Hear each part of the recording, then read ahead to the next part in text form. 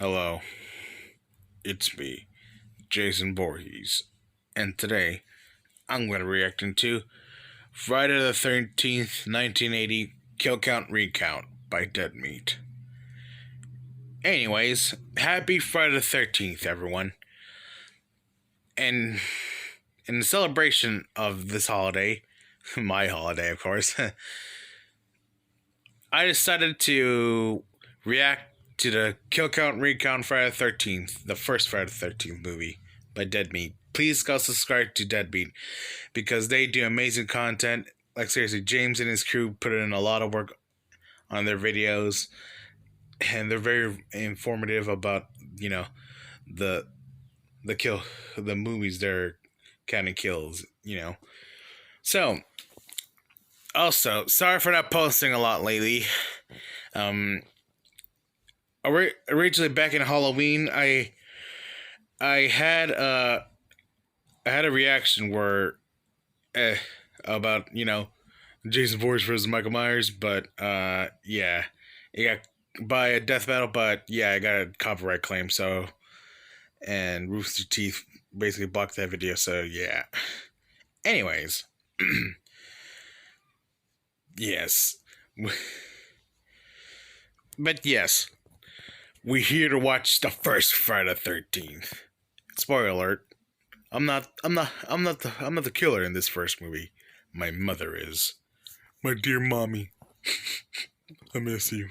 Anyways, let's do this now.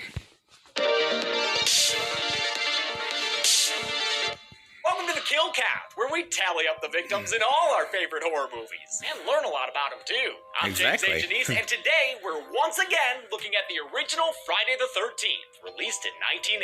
When I launched Dead Meat in 2017, I chose to begin the Kill Count with the Friday the 13th franchise. On April 7th, I released the very first episode of this show, where I looked at a low-budget slasher that would change the horror genre forever. Since then, I've made nearly 300 episodes of the Kill Count, and in that time, the show has evolved dramatically. It is now a much more informative and celebratory production, free of the cynicism and speed-talking that were signatures of my earliest episodes. It made sense for me to start the channel with Friday the 13th, and because I did, I was lucky enough to see Dead Meat grow real big real fast. Now I want to go back and give this historic franchise its proper due. My original episodes were cursory, and while charming, somewhat shallow. It's time to give Friday the 13th the 5-star Kill Count treatment. That's because no other Yes. franchise has shaped the horror genre quite like Friday has. When people think of Like, horror, literally. they think of Friday the 13th. Maybe not by name, but they're probably picturing a hulking killer in a hockey mask slaughtering scantily clad teenagers. There was a Friday the 13th movie released in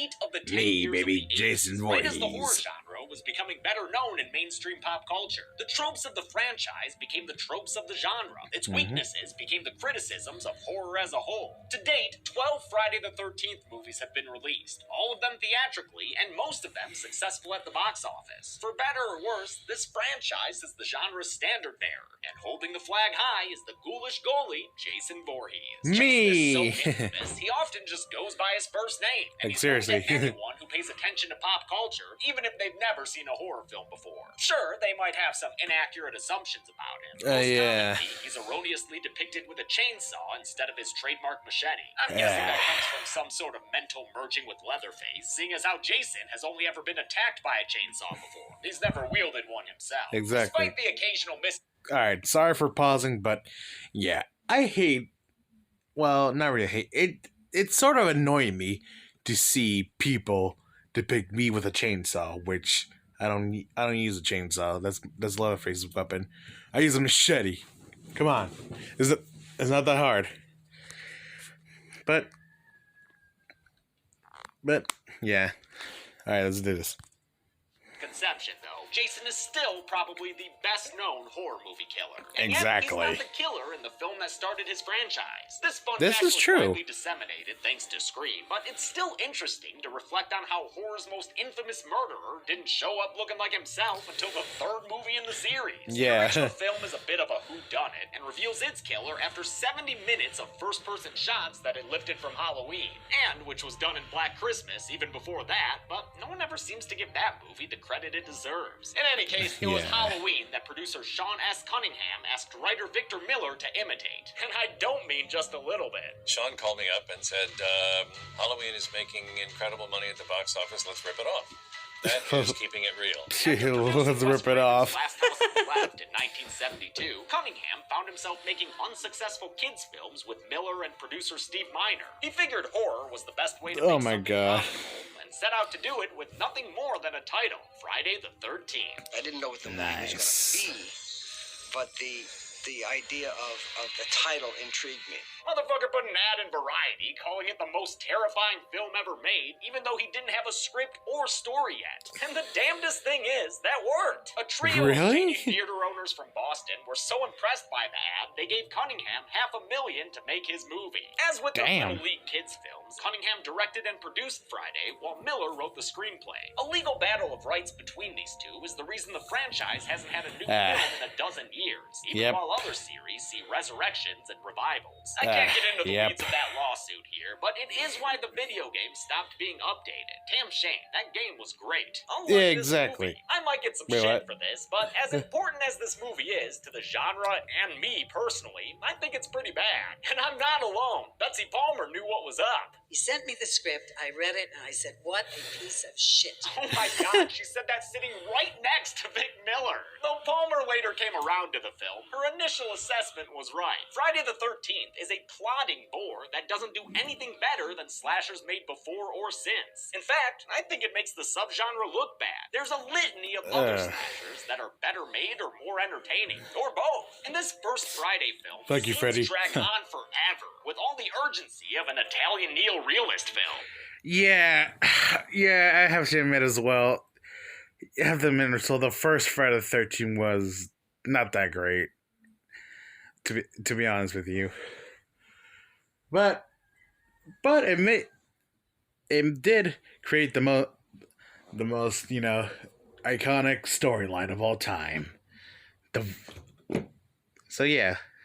That's the genre so slow that its most famous movie is 90 minutes of a dude looking for his dog. I honestly think the only reasons this movie got famous is because of its great marketing and because it did a good job combining parts taken from other horror films. Because Halloween wasn't the only one that Friday ripped off. Sean was very insistent that we borrow from Hitchcock. Regardless, a lot of people fucking love this franchise, and I can respect that. It's kind of a populist series. These movies are dependable, almost blue-collar in a way. You know what you're gonna get with them every single time. Plus, there are some things, even in this first one, that are genuinely great. The name, which does kick ass, the music by Harry Manfredini, the late injection of energy, courtesy of Ms. Betsy Palmer, and of course, the thing this channel was built upon, and the one place where Friday blows Halloween away, the kills and makeup effect, infamously done by Tom Savini. How many were there? Well, I've told you once before, but it's always good to go back and double-check your work. Let's get to the kills. Let's begin. The movie begins at Camp Crystal Lake in 1958. This cold open that takes place in the past was another thing the year I Miller drowned. Halloween. As a shaky point of view shot checks in on their checker-playing young charges, the camp counselors strum guitars and sing Bible tunes by the fire. Claudette and Barry both get horny for Jesus, so they clasp each other's Christ-loving hands and sneak away for some fucking jackasses. You fucking let me drown. On that potato sack when the first-person intruder happens upon them.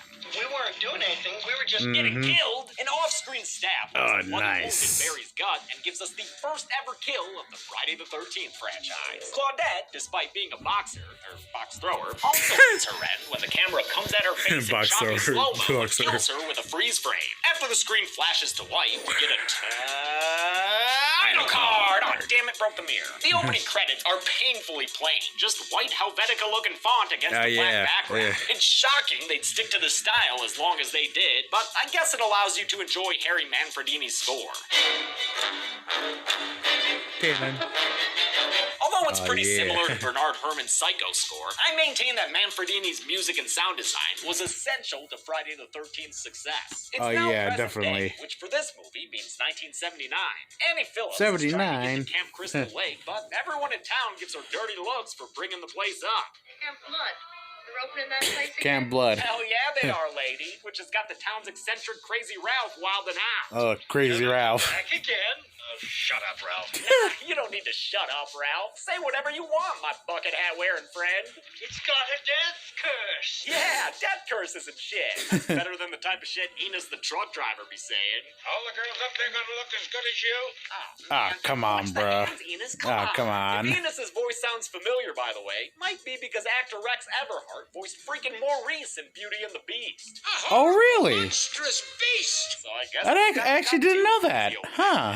Crazy old Maurice. Enos Crazy was Maurice and looking Ralph. towards the camp, telling her all about its past troubles, which seemed to stem from one tragic accident. Boy drowning in 57? Since then, there have been fires and water poisoning. But 1957. Annie swears she'll be okay, Oh, well, I so guess he that's drops the- her no, off and wishes her I guess well. 58 was Later, the year Anne's picked after up by I an drowned. unseen driver, speeds Oh, past yeah, the true. camp's turnoff and brings in the Manfredini. Hey, wasn't that the road up for Camp Crystal Lake back there? Din. With the killer unseen for most of the film, Manfredini used the music as a stand-in and signifier. When you heard it, you knew the killer was there. He was inspired by a similar use of the shark theme in Jaws. To escape that music, Hey, Jaws. Annie tucks and rolls in a stunt actually performed by her actor Robbie Morgan. Annie takes off into the woods and is pursued by the vehicle driver, who eventually catches up to her and Come on. slits her throat against a tree. Those cold open. Yeah. Now we're Great getting the job. full Savini. For this effect, Savini used a mold of Robbie Morgan's neck to make a rubber prosthetic she wore over a blood tube that ran up her sleeves. Love the way the prosthetic splits open when Robbie Morgan moves her jaw. Tom Savini was 26 years old when Cunningham sought him out based on his work in Dawn of the Dead. He was one of the first people hired and was essential to bringing Friday to life. I think his contributions are right up there with Sean Cunningham, producer Steve Miner, and Vic Miller. Looks like Yeah, I gotta say, Tom Savini is a legend, and he does incredible makeup work and all that. Like, seriously. And I also love the design he did for the Friday the 13th the game, where he made Savini Jason. You know the fire Jason that was unfortunately a pre-order thing, but yeah, I enjoy it. Andy won't be able to cook for Camp Crystal Lake's reopening, which is headed by this dude who's gonna hurt his back chopping wood that way. This mustachioed man is Steve Christie, and he's hired a bunch of teens to be his counselors, some of whom arrive backed by a peculiar music choice that seems completely out of place in the series. His banjo music. Where did that bluegrass come from? And Yeah, more exactly. importantly, where does it go? Steve Christie's favorite employee is Alice Hardy, played by Adrienne King. She's a capable handy woman and artist, which wins her special attention from Steve and his jorts. Yeah, I'm not a body language expert or nothing, but something tells me she's not a fan of that face caressing. Steve had Yeah. his merry band of counselors behind. Since there are future meatbags for the skill count, let's meet them. And don't worry, it won't take long. They're not that deep. They were meant to be down-to-earth kids next door types, which is why casting directors Julie Hughes and Barry Moss hired New York stage actors, as opposed to more screen-seasoned actors from LA. Brenda's the responsible one, making her a target of the camp goofster Nat, whose pranks range from the dangerous to the deceptive to the Dan Snyder-esque. The super sexy morning couple is Jack and Marcy. Jack, of course, played by Kevin Bacon. By this point, Bacon had had a part in Animal House, but he had gone back to waiting tables in New York before he was cast in Friday. He'd later go on to huge fame after starring in Footloose, but unfortunately, I've never seen him in any Friday the 13th special features. What, you too good for horror, Kevin? There's also Are you Bill. too good for horror, huh? Another love interest for Alice, but he's pretty much a nothing guy. Most interesting thing about him is that he's played by Bing Crosby's son, Harry, and that it's really him playing guitar in a later scene.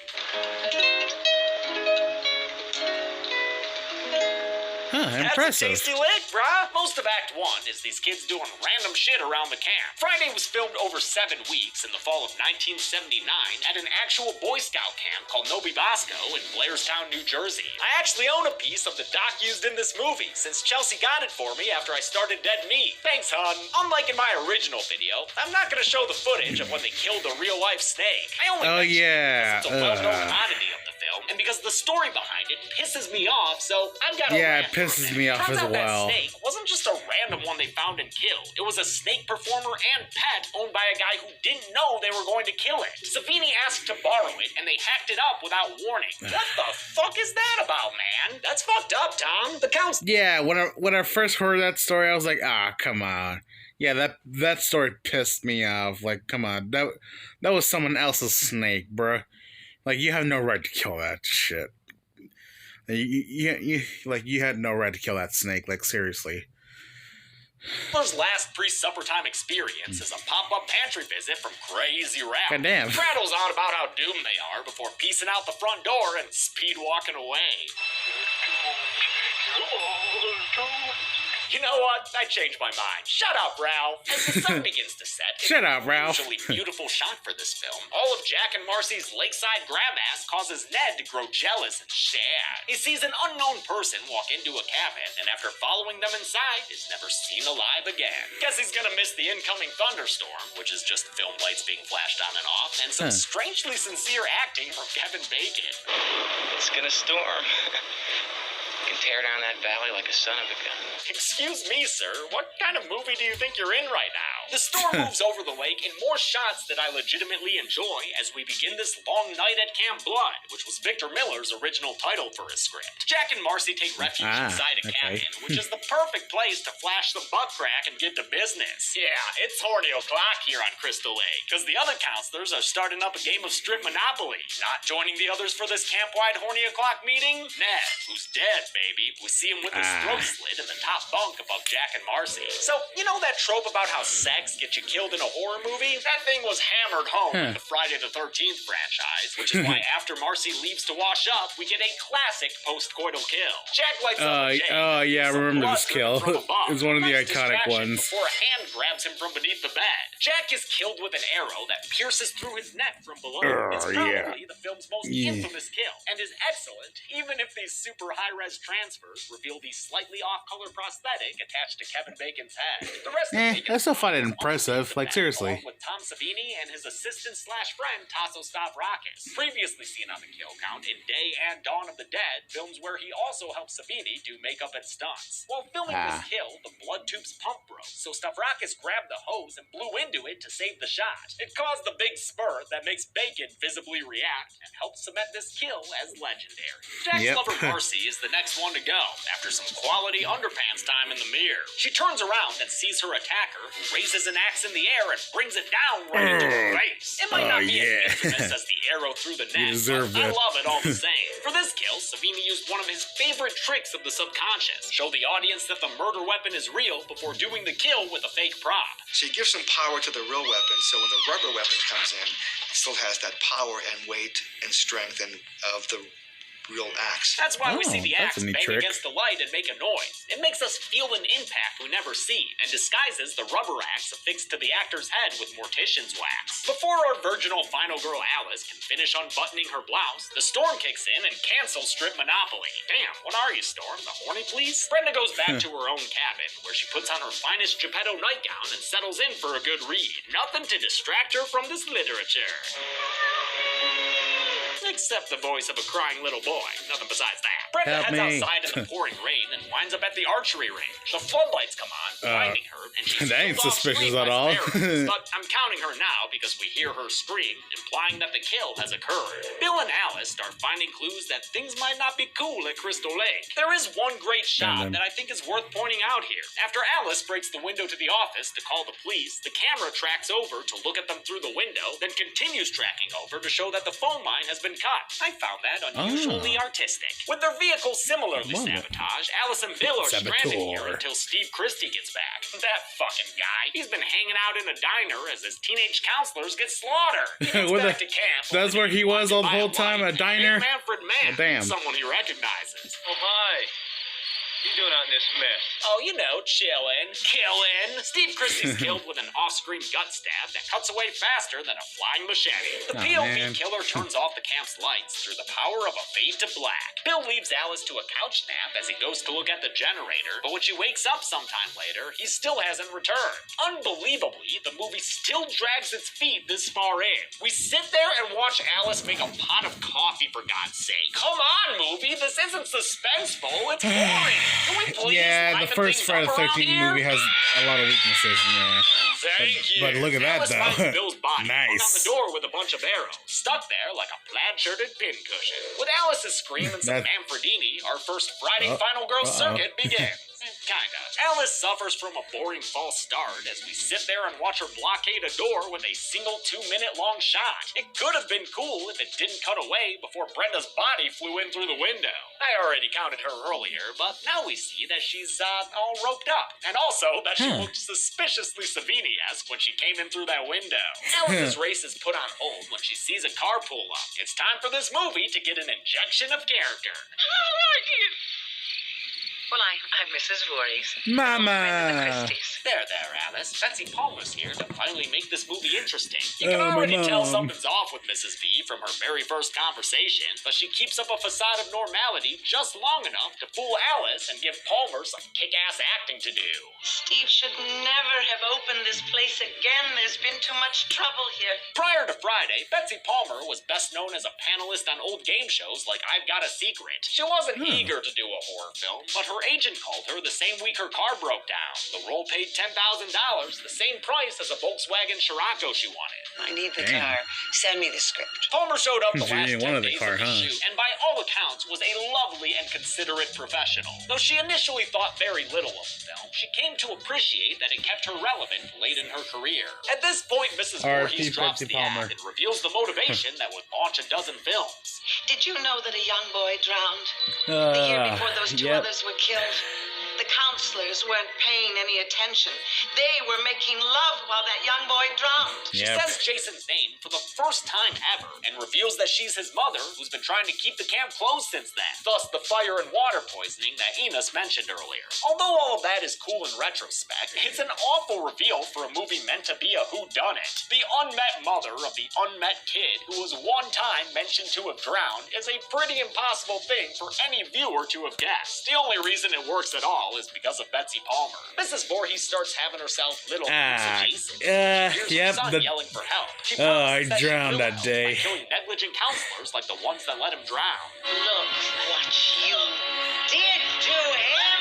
Kill her, Alrighty, Mommy. Yeah, let's Kill get her. this circus started for real. We've got some back and forth attacks, a dead body discovery, or two, haha, Christine, and, you know, the whole screaming and running around thing.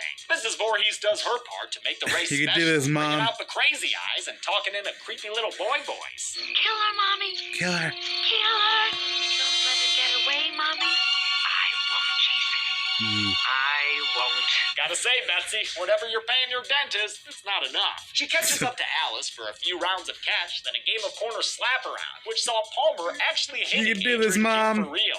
Oh, when we hit somebody on stage, we hit somebody. Elf King didn't pay her a receipt and actually uppercut her cooter with that gun butt there. The Ugh, chase goes on damn. to include a casual machete swipe and a Flynn Rider strike that makes Mrs. Voorhees bleed from her head. Good work, Alice. You hurt my The mom. fight between Alice and Yes. Mrs. Voorhees, which continues after Alice retreats to the beach, was filmed over 2 nights with fight choreography done by Savini and Stavrakis. Since production couldn't afford real stunt doubles, all this action was done by Palmer and King themselves. They really beat the shit out of each Damn. other there. We all did everything ourselves. I mean, what you saw was what we did. Good thing Pam didn't land that Nice. German suplex then. Alice escapes Mrs. Voorhees and grabs her machete off the ground. In a classic kill, she charges at Mrs. Oh Voorhees in no, slow I motion know. and I cuts her remember head this. clean No, off. Mom. Behind grasping it. Those hands belong to the bacon blood blower Tasso Stavrakis. He had the foam Mrs. Voorhees head attached to his shoulder with toothpicks so it would come off easily when it was hit with that real machete.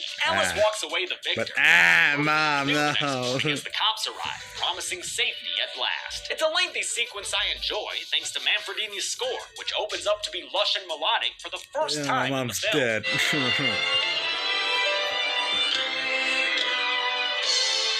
It does a good job getting you nice and relaxed, as does the peaceful lake water. Here's a prize. It's That's when me. Swampy Boy Jason appears That's my in the so-called debut, sort of. ending. Another thing lifted from another horror movie, as Cunningham and Miller were ripping off the jump scare ending from Carrie. This first ever depiction of Jason Voorhees was performed by Ari Lehman, a kid actor suggested by producer Steve The first Miner, Jason since he knew him Voorhees. from Manny's Orphans, one of those kid movies he made with Cunningham and Miller. Originally, Cunningham was going to have his own son Noel do it, but his wife ixnayed that Ann played for him to be Ace and Jay. Were it not for her, I would have been Jason. I would have been the first Jason, and I'm not bitter. I feel bad for him though. He looks so sad that he didn't get to be the first Jason though. I feel bad for him. And so it was Ari Lehman who had to submerge himself without a wetsuit in New Jersey November lake water. But he loved doing it and excitedly discusses it to this day. Lively guy. Nice. To talk to. The movie ends with Alice waking up in the hospital because that Jason jump scare was nothing but a dream. Alice doesn't think so though. Ma'am, we didn't find any boy. Then he's still there. Or is he? No, wait, he definitely is. We've got 10 more movies ahead to prove it. How many people can a mother's love kill? Well, before I tell you, did you know that there was once a young kitty named Lucy who didn't get pets one day? No. Oh, the horror movie characters around her were too busy being killed to pet her. What's that, Lucy? What about the numbers? Count them, James. Count them. I will, Lucy. I will. Nice.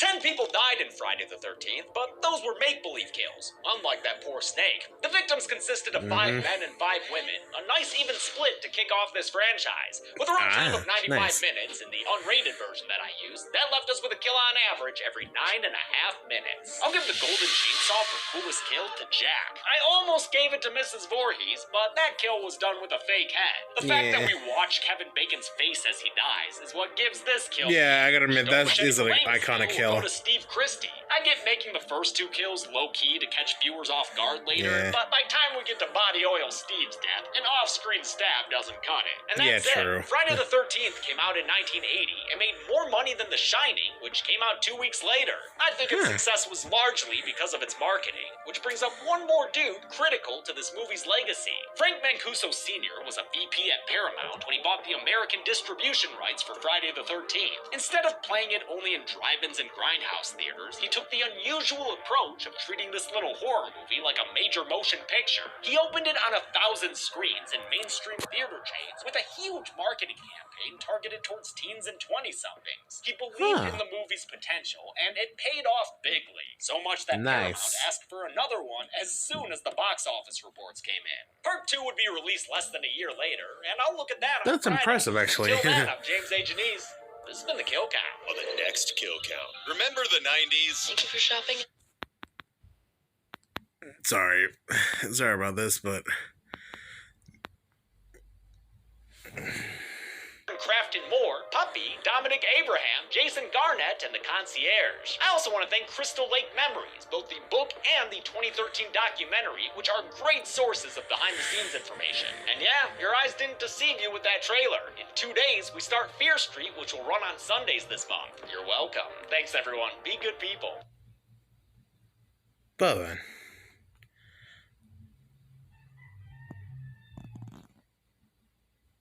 Well, everyone, that was Friday the 13th Kill Count Recount by Dead Meat. Please go subscribe to them. Like, seriously, please go subscribe to Dead Meat. They do amazing content. They put in a lot of work. Anyways, yes, leave a like, subscribe, comment down below if you want me to react to the Friday the 13th Part 2 Kill Count Recount. So, yeah. Happy Friday the 13th, everyone. And good night. Don't come to Camp Crystal Lake. Or else. Alright. Goodbye, everyone.